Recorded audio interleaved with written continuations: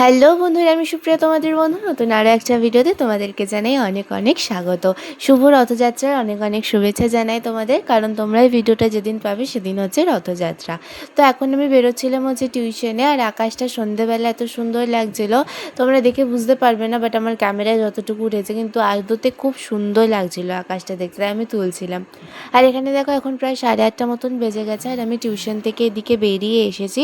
তো যেহেতু রথযাত্রা মানে আগামীকাল, আমি যেদিন ভিডিওটা করেছি তো রথযাত্রা যেহেতু আগামীকাল, তো সেই জন্য এখানে একটা জায়গা আছে যেখানে অনেক বড় করে রথযাত্রার উৎসবটা পালন করা হয়। তো সেখানেই আমি এখন যাচ্ছিলাম, ভাবলাম এই রাস্তাটা দিয়েই যাই, একটু দেরি হলে হোক, তাও একটু ঘুরে যাই। তো দেখো এখানে কিন্তু প্রস্তুতি চলছে, রথযাত্রার লাইটিং ফাইটিং লাগানো হচ্ছে।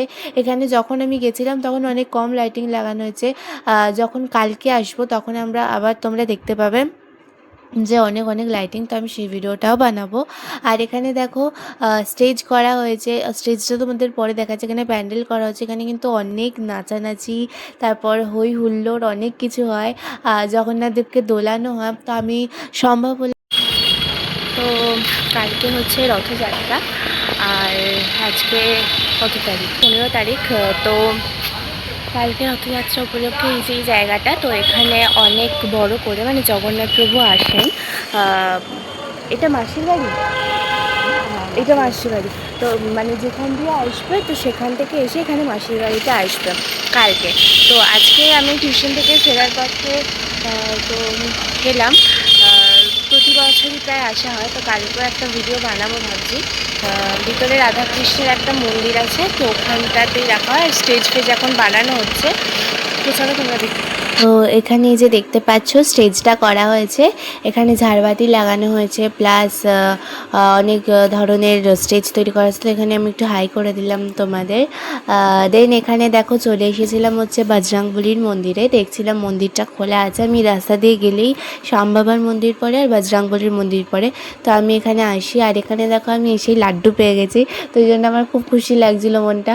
এইরকম আমি মানে মিষ্টি ফিষ্টি মানে ঠাকুরের এখানে এসে প্রসাদ মানে পেলে না আমার খুব মনটা খুশি হয়। আমি তখন ভাবি যে আমার আরেকবার যদি আসে, আরেকবার যদি দেয় খুব ভালো, আমার খুব ভালো লাগে খেতে প্রসাদ। আর তারপরে দেখো এখানে সিঙ্গারার দোকান এসেছি, বাট সিঙ্গারা খেতে, বাট সিঙ্গারা ছিল না। তো মা এখানে দেখো নিল হচ্ছে গিয়ে নিমকি, তো নিমকিটাও খেতে ভালো ছিল। আর মা ওই কাকুটার সাথে কি গল্প করছিল, তো নিমকিটা দেখো এখানে নিয়ে নিয়ে আমি হাঁটছিলাম রাস্তাতে। আর তারপর এখানে মা দেখো নিমকিটা হাত দিয়ে বের করছে, তো দেখো এটা দেখতে কিন্তু খুব ভালো ছিল, নিমকিটা খেতেও ভালো ছিল। আমি একটুকুনি খেয়েছিলাম, কারণ আমি অন্য একটা জিনিস খেতাম, সেটা তোমরা পরে দেখতে পাবো, এই জন্য আমি এই নিমকিটা অতটা পরিমাণে খাইনি।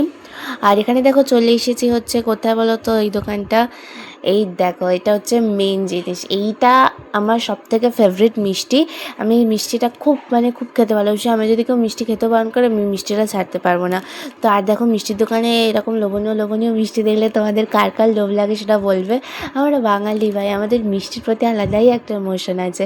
তো মিষ্টির দোকান দেখলে মানে আর কি বলবো, দাঁড়িয়ে পড়তে ইচ্ছা হয়। তো আমি দেখো এখানে ক্ষীরের চপটা খাচ্ছি, আর আমি না রাস্তাতে এরকম ক্যামেরা কেউ ধরলে আমি একবার এদিকে তাকাই একবার ওদিকে তাকাই, মানে ক্যামেরার ফোকাস আমি একদম তাকাতে পারি না। এটা কারণ আমি এখানে এখন দেখে ভাবছি আমি এরকম আলাদা আলাদা জায়গায় দাঁড়িয়ে দাঁড়িয়ে কী করছিলাম। এই যে এই লাইটিং মানে ঘরটা দেখছো, আসো না।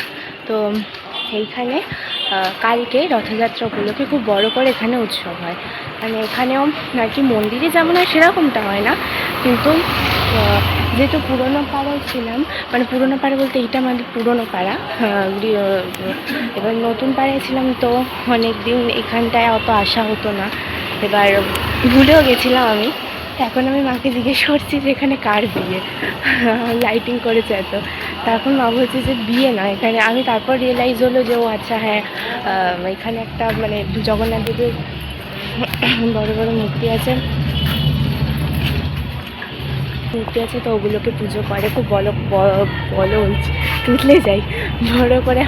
তারপর দেখো বাড়ির প্রায় সামনেই চলে এসেছিলাম, আর এখানে আমি মেজো মামার কাছে একটু এসেছিলাম। তো মেজো মামাকে আমি একটু হাই করতে বললাম। তো মেজো মামার না অনেক ট্যালেন্ট আছে। মেজো মামা এই রথটা যে দেখছো, রথ সাজাচ্ছিল, তো এই রথটা কিন্তু মেজো মামা নিজে বানিয়েছে। তারপর এটা আগের বছর বানিয়েছিল, আর এবারে লাইটিং ফিক্স করছে। তো লাইটিংটা এত সুন্দর লাগছে, মানে কালকে রথে নিয়ে বেরোলে আরও ভালো লাগবে। কি সুন্দর পুরীর মন্দির করেছে। মেজো মামার হাতের কাজ খুব সুন্দর। তো রথযাত্রা কালকে এক্সাইটমেন্ট হচ্ছে, কারণ এখন মনে হচ্ছে পুরী গেলে ভালো হতো। পুরীতে খুব মানে মানে পুরী তো জগন্নাথ দেবের জন্য বিখ্যাত। তো পুরীতে কত প্রস্তুতি হচ্ছে, এখানেও তেমন প্রস্তুতি দেখে ভালো লাগছে খুব। আর হ্যাঁ, আমি জগন্নাথ প্রভু কালকে আসবে, স্নান যাত্রা ছিল। এতদিন জগন্নাথ প্রভু অসুস্থ ছিলেন, তারপর এখন সুস্থ হয়ে মাসির বাড়ি যাবে ঘুরতে, তারপর থাকবে, তারপর আবার উল্টো রাতে আসবে। তো আলাদাই একটা। সো চলো, আজকের মতো ভিডিওটা এখানেই শেষ করে দিচ্ছি। রাস্তাতে আর কন্টিনিউ করছি না, এখানে একটা আলো আছে তাই জন্য ভাই এখানেই শেষ করে দিই। সো আজকের মতো ভিডিওটা এ পর্যন্তই। সবাই খুব ভালো থেকো, সুস্থ থেকো। দেখা হবে অন্য একটা ভিডিও নিয়ে তোমাদের সাথে। আজকের মতো পর্যন্ত বাই সবাইকে। সবাই খুব ভালো থেকো, সুস্থ থেকো, টাটা।